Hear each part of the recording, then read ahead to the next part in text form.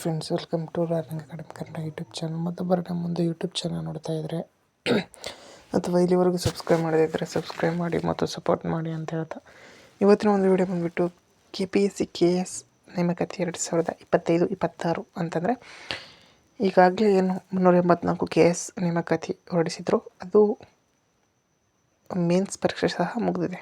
But ಅದನ್ನು ರದ್ದು ಮಾಡಿದ್ದಾರೆ ಅಂತ ಹೇಳ್ತಿದ್ದಾರೆ. ಬಟ್ ಅದು ಇನ್ನೂ ಸಹ ರದ್ದು ಮಾಡಿಲ್ಲ ಎಂಬುದು ಸಹ ಅಫಿಷಿಯಲ್ ಆಗಿಯೇ ಹೇಳಿರುವಂಥದ್ದನ್ನು ನೀವು ಏನು ಅಧಿವೇಶನದಲ್ಲಿ ಉತ್ತರಿಸಿರುವಂಥದ್ದನ್ನು ನೀವು ಗಮನಿಸಿರ್ಬೋದು. ಓಕೆ, ಬಟ್ ಇನ್ನೂ ಸಹ ಇನ್ನೊಂದೇನು ಗುಡ್ ನ್ಯೂಸ್ ಅಪ್ಪ ಅಂತಂದರೆ ಈ 384 ಹುದ್ದೆಗಳ ಜೊತೆ 400 ಹೊಸ KS ನೇಮಕಾತಿಗೆ ಆರ್ಥಿಕ ಇಲಾಖೆಯಿಂದ ಅನುಮೋದನೆಯನ್ನು ದೊರೆತಿದೆ. ಅದರ ಒಂದು ನೇಮಕಾತಿಯು ಸಹ ಆದಷ್ಟು ಬೇಗನೆ ಬರಲಿದೆ ಅಂತ ಹೇಳ್ತಾ ಆ ನೇಮಕಾತಿ ಯಾವಾಗ ಬರಬಹುದು ಎಂಬುದನ್ನು ಇವತ್ತಿನ ಒಂದು ವಿಡಿಯೋದಲ್ಲಿ ಡಿಸ್ಕಷನ್ ಮಾಡ್ತಾ ಹೋಗೋಣ ಅಂತ ಹೇಳ್ತಾ ಈಗ ಒಂದು ವಿಡಿಯೋನ ಆರಂಭ ಮಾಡಿದ್ರೆ ಮೊದಲಿಗೆ ನೀವು ಸ್ಕ್ರೀನ್ ಮೇಲೆ ನೋಡ್ತಾ ಇರುವುದಾದರೆ ಈಗ ನೋಡೋದಾದರೆ ಒಟ್ಟಾರೆಯಾಗಿ 656 ಹುದ್ದೆಗಳಿದ್ದರೆ ಇದರಲ್ಲಿ 504 ಹುದ್ದೆಗಳಿಗೆ ಆರ್ಥಿಕ ಇಲಾಖೆಯಿಂದ ಅನುಮೋದನೆ ದೊರೆತಿರುವಂಥದ್ದು.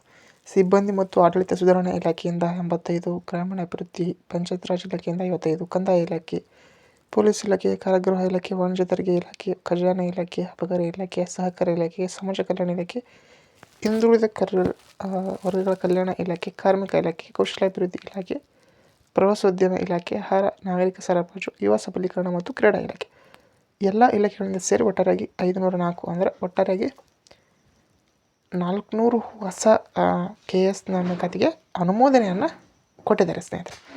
504 ಹುದ್ದೆಗಳಿಗೆ ಏನು ಕೊಟ್ಟಿದ್ದಾರೆ, ಅನುಮತಿಯನ್ನು ಕೊಟ್ಟಿದ್ದಾರೆ.